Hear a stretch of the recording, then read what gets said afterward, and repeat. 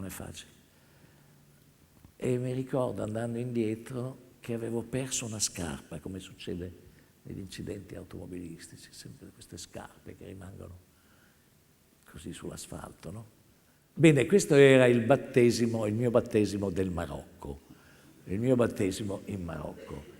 E questo ancora mi ha dato voglia di buttarmi nel film. È un film, sì, pieno di una sofferenza fortissima. Ricordo che a un certo punto, era l'autunno del 89, mi pare, scrissi da Zagorà, che è un villaggio in un deserto, a mia moglie: qui è molto difficile, sto girando i momenti di due persone innamorate ma infelici e disperate, divise da una lastra di vetro, da un muro di vetro. Fax a mia moglie. Mia moglie mi risponde il giorno dopo: mentre tu filmi un muro di vetro che divide una coppia, qui è caduto il muro di Berlino. Allora tutto questo, per noi che eravamo molto isolati durante le riprese di questo film, per noi che stavamo appunto così lontano da tutto, così fu molto sconvolgente scoprire in questo modo che era caduto il muro di Berlino. Mi ricordo che la prima preoccupazione di John Malkovich fu: e adesso come mi vesto? John Malkovich è molto attento, anch'io veramente devo dire, alla moda, anche in una sua line di disegno, di moda, di cose fatte a Prato, che si chiama credo proprio John Malkovich. E io mi dicevo: beh, cambierà tutto, adesso noi siamo qui, ma invece quando torniamo sarà cambiato il modo di pensare, il modo di parlare, il modo di essere al mondo, perché è caduto il muro di Berlino, e invece poi dopo le cose erano diverse. Insomma, questi sono così dei ricordi un po' stracciati qua e là durante le riprese di questo Tè nel deserto. Fu abbastanza complicato fare il cast, perché non mi sentivo sicuro. Erano due personaggi di due americani, diciamo due più o meno intellettuali americani, e siamo nel, credo, 47. E io, insomma, non sono esattamente il tipo non è il tipo di umanità che io conosco meglio, e quindi ero un po' indeciso nel fare il cast del film. Poi finalmente siamo arrivati a John Malkovich e a Deborah Winger. Fu una scelta che secondo me si è confermata più col passare del tempo che sul momento stesso. Voglio dire, oggi sono sicuro di quei due in questo film. All'inizio ero un po' così, non ero completamente... La certezza e il dubbio, anche lì. E dai che dici.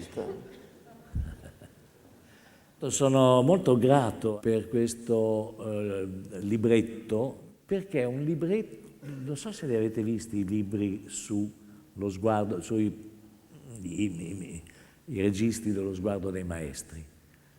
Sono piccoli come dei messali, sono come dei breviari, e questo mi è piaciuto moltissimo. Non avevo mai visto in nessuna circostanza, così, occasione di retrospettive, così, questo piccolo libretto, però pesante come un mattone pieno di cose, così, nella sua dimensione, nel suo formato. Sono dei calepini ottimi per la consultazione veloce e con Sì, dentro certo, possono più stare in notizie tasca. del possibile. Stanno in tasca. Una volta li facevano con le poesie di Petrarca, i giovani poeti, per poter consultare e cercare la risposta, la frase, il verso giusto. Certo. Ma tornando a questa concezione della vita, forse è il momento di parlare dell'impermanenza, su cui Fabian ha scritto cose molto belle nel saggio di questo libretto. Che sono state ispirate dalle cose molto belle che ha filmato Bertolucci. Beh sì, l'idea dell'impermanenza è un altro modo di parlare di quanto parlavamo prima, e anche la caduta del muro di Berlino era un segno di impermanenza, come in Cina nell'ultimo imperatore, le varie rivoluzioni del 1911, del 49, ma anche la rivoluzione culturale sono sempre segni di l'impermanenza di ogni cosa. E infatti questo è una cosa che mi ha molto segnato, oltre al tema della cosiddetta comare secca, il fatto che Bertolucci è stato sensibilissimo fin direi dall'infanzia, attraverso le poesie, attraverso i primi filmini girati a 15 anni, la teleferica tra l'altro. Quest'idea del tempo che passa, il fatto che ogni minuto, come diceva Cocteau, di cui parlavi prima, uno sta girando, sta filmando la faccia di un attore, di qualsiasi persona però, anche di un attore, di una star pure hollywoodiana, e c'è una dimensione documentaristica, cioè nei 60 secondi o nei 10 secondi o nei 10 minuti in cui c'è un'inquadratura su questo viso, c'è il documentario di questo viso che sta in evoluzione lentissima e che registra l'impermanenza, ma anche il fatto che questo viso si ravvicina di 10 secondi, 60 secondi, 10 minuti dalla propria fine, che è una concezione un po' terribile del cinema. Dall'altra parte il cinema è un modo anche di registrare e di lasciare una traccia di quello che sparisce, che finisce. C'è questa doppia, infatti Giorgio credo e Bernardo me lo ricordava prima, l'inizio della tua prefazione parli dell'ultimissima immagine in coda proprio a Piccolo Buddha. All'ultimo imperatore, certo. No, Piccolo Buddha. A Piccolo Buddha, il mandala? Sì, sì, Ah, il mandala, sì. Anche se ci sono monaci buddisti nell'ultimo imperatore. L'idea che... E c'è un grillo dove si scuote il barattolo e il rumore secco di morte, però quando viene aperto il barattolo il grillo misteriosamente, magicamente riappare. E lì torniamo a quest'idea di un cinema I grilli hanno la vita lunga. Lunga, sì. Però quando viene scosso il barattolo, se non è morto fa finta assai bene. Sì, l'illusione del cinema è anche questa. Ma no, c'è l'idea che, non so se tra tutti gli articoli che abbiamo cercato di citare in una parte del volume, cercando degli estratti di quanto si diceva all'uscita dei film, e poi tanti articoli scelti poi sono finiti perché già eravamo vicino alle 300 pagine. Però spesso all'epoca dell'uscita dell'ultimo imperatore nel deserto si diceva Bertolucci è il nuovo David Lean, riferendosi a film come Lawrence d'Arabia o Dr. Zhivago o anche il Gandhi di Attenborough. Però sì, c'è questa dimensione, il fatto che sia una produzione inglese e che c'è questa tradizione del biopic nel cinema britannico, però c'è questa dimensione di irrealismo che è anche molto presente nel film. E c'è questo mischio di nuovo di due cose contraddittorie, di una presentazione molto realistica, e poi quando vedrete il tè nel deserto tra poco, state ben attenti nella scena finale, perché lì usciamo completamente dal realismo del resto del film. E poi bisogna anche pensare che il vecchio signore che sta nel caffè francese all'inizio della storia è l'autore stesso del romanzo, quindi Paul Bowles che appare anonimamente nel film. Quindi pensate a questo viso e a questa personalità di Paul Bowles nel momento in cui il film sta per finire. E lì Paul Bowles dirà una bellissima citazione dal suo romanzo, appunto, che ci riporta all'impermanenza, che è proprio un elemento molto ricorrente. E pensando anche al fatto che Il tè nel deserto è un film che viene subito prima di Piccolo Buddha. E Piccolo Buddha, praticamente questa ultima citazione di Paul Bowles è quasi un occhiello al film successivo che è Piccolo Buddha sull'impermanenza. E discutendo questo pomeriggio tra di noi, preparandoci con Giorgio, mi diceva Giorgio che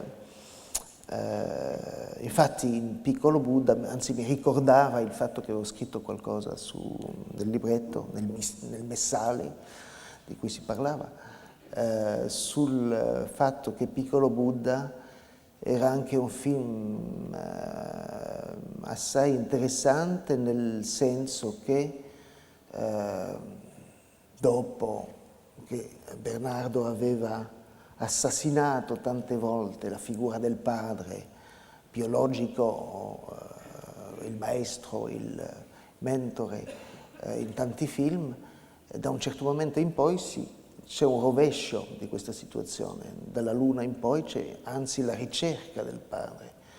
E quando arrivi a Piccolo Buddha c'è questa scena abbastanza straordinaria, secondo me, alla fine del film, quando il lama Norbu riconosce la reincarnazione del proprio maestro nel bambino, nei tre bambini, ma anche tra l'altro nel piccolo bambino americano, Jesse, e si inginocchia davanti al bambino, che è un'immagine che torna anche, che viene anche dall'Ultimo Imperatore, in cui il padre del piccolo Puyi, appena il bambino viene fatto imperatore, suo genitore si inginocchia davanti a lui. Però il senso è completamente diverso e lì torniamo a questa presenza dell'inconscio e dell'impermanenza, ma anche della rinascita, il fatto che è tutto un ciclo continuo tra vita, morte, vita. E quando il vecchio lama si inginocchia davanti al bambino, in realtà è il vecchio discepolo che si inginocchia davanti al proprio maestro reincarnato. E di nuovo torniamo in questa ciclicità, come mi dicevi tu, Athos Magnani è la reincarnazione praticamente del proprio padre, come Alfredo. Siccome pare, da quello che ho letto da quando faccio cinema, che uno dei temi ricorrenti nei miei film è l'uccisione del padre, l'uccisione della figura paterna, diciamo. Un po' di anni prima di morire, mio padre mi disse con un sorrisetto: "Furbo tu, mi hai ucciso tante volte senza mai andare in galera", che era proprio molto molto giusto, insomma, perché era come trovare un modo ironico per descrivere questo Edipo inquieto che pare ci sia in tutti i miei film, insomma nei film miei di un certo periodo. Mi viene in mente adesso su Tè nel deserto un episodio. Stavamo girando a Beni Abbès, nel sud dell'Algeria, dove avevamo costruito questo fortino della Legione Straniera, in cui più o meno si conclude il film. Mi viene in mente che Marc, appunto, con cui avevamo scritto anche la sceneggiatura del deserto, mi disse: "Ti devo far vedere qualcosa che è un po' oltre le dune. Vieni con me, stasera ti vengo a prendere verso il tramonto, quando finite di girare. Infatti al tramonto venne lì e andammo con una jeep in un luogo che non saprei ritrovare, dietro le dune, dove c'è un piccolo oratorio cattolico, piccolo, eppure costruito con 3 navate, diciamo un oratorio con 3 navate, per quanto fosse piccolissimo, però rispettava quest'idea delle 3 navate. E la cosa straordinaria, intanto ecco, siamo arrivati al tramonto perché la porta era semiaperta e si vedeva il sole che andava giù dietro le dune ed era perfetta, proprio il modo in cui era stata situata la costruzione della cappella era perfetta per il tramonto proprio. E la cosa straordinaria, dicevo, è che il pavimento non era di pietra, ma di sabbia. E camminavamo su questa sabbia nel pavimento e arriviamo all'acquasantiera, e nell'acqua santiera, invece dell'acqua santa, c'era sabbia. Allora questo per me era proprio l'immagine, come non sarebbe venuto in mente a nessuno di creare, ma l'immagine dell'innamoramento per me tra 2 culture, quella islamica della sabbia e quella cattolica dell'acqua santiera. Ecco, forse non mi sono spiegato bene, ma proprio vedere che il pavimento intanto della chiesetta era di sabbia, già questo faceva così, una certa impressione, ma che nell'acqua santiera ci fosse sabbia, e la sabbia, sicuramente voi lo sapete, per il mondo islamico è pulita, cioè sulla sabbia del deserto si può pregare anche senza neanche quel tappetino che ci si mette sempre quando si è musulmani e si prega, proprio perché è considerata pulita. Ma mi sembrava proprio che la sabbia che riempiva, mi sembrava che ci fosse la fusione tra la cultura islamica e quella cattolica. Ed è un ricordo per me straordinario che mi ha convinto ancora di più di qualcosa di cui sono molto sicuro, è che un giorno si assisterà all'innamoramento tra culture diverse. E quello di cui parlo io, la sabbia e l'acquasantiera, è proprio l'innamoramento tra 2 culture diverse. Questo lo dico anche perché mi spinge a dire tutto questo, mi spingono quelle folate, quegli spifferi di razzismo che si sentono spesso fischiare nel nostro paese.